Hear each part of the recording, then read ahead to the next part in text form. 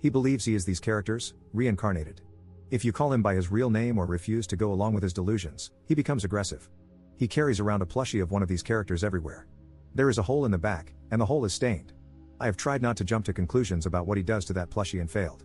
It smells rancid, and honestly, just thinking about the thing makes me want to vomit. I have tried so hard to be patient with his quirks, as my wife puts it, but what really pushed me over the edge was an incident that occurred a few weeks ago. For context, my wife has struggled with infertility for our entire marriage, and we had given up on having our own kid until we recently discovered she is pregnant.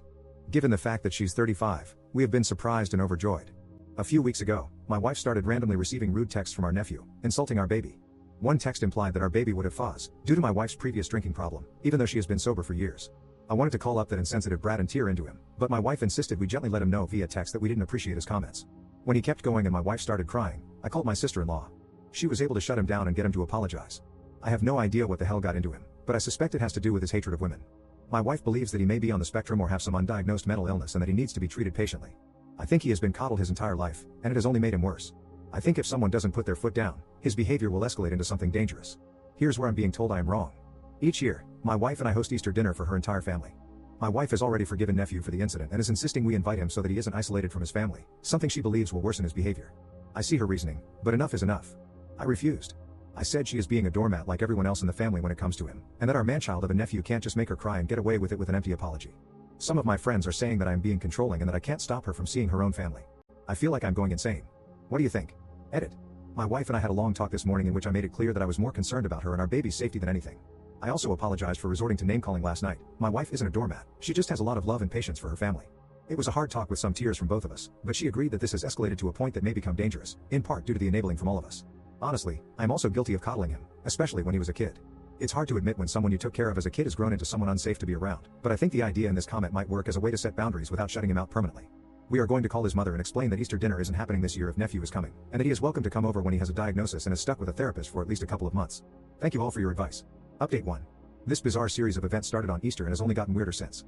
For those of you who don't remember my original post 2 weeks ago, my nephew was banned from our recent Easter dinner due to a concerning pattern of behavior, including recent disturbing text messages to my pregnant wife about her unborn child.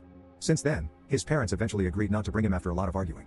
My sister-in-law eventually admitted that he may need professional help and that my wife and I may have some reason to be worried for our safety around him, and on Easter, our worries were proven more than reasonable.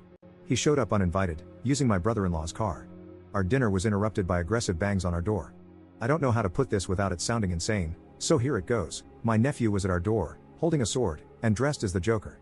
He tried to say something, but I slammed the door in his face and told everyone inside what was going on. Chaos predictable ensued. My brother-in-law, a generally calm guy who I have never seen freak out or get angry, turned beet red and went outside. He ended up literally chasing nephew around our house, screaming at him, in an attempt to get him to leave. The neighbors came outside and my sister-in-law went into damage control mode, talking down one concerned neighbor from calling the police somehow. He dropped his sword in the chase, and my brother-in-law tackled him on our front lawn. They got him into my sister-in-law's car somehow, and they left with him. So, Easter dinner was ruined, my wife was in tears, and I was so mad I was shaking. The good news is that this was a wake-up call for my sister-in-law and brother-in-law. Under the threat of them withdrawing financial support, my nephew has agreed to seek therapy and surrender access to his Tumblr blog, which he previously would spend hours a day posting on. His mother went through it and found a lot of alarming posts, including content about his hatred for women, screenshots posted of his text exchange with my wife with captions bragging about his hurtful behavior, and several disturbing fanfictions with violent intimate content. They believe his being too online is worsening his behavior and are hoping that limiting his access and forcing him into therapy will help. Thank you to all who convinced me to stand my ground in the comments of my original post.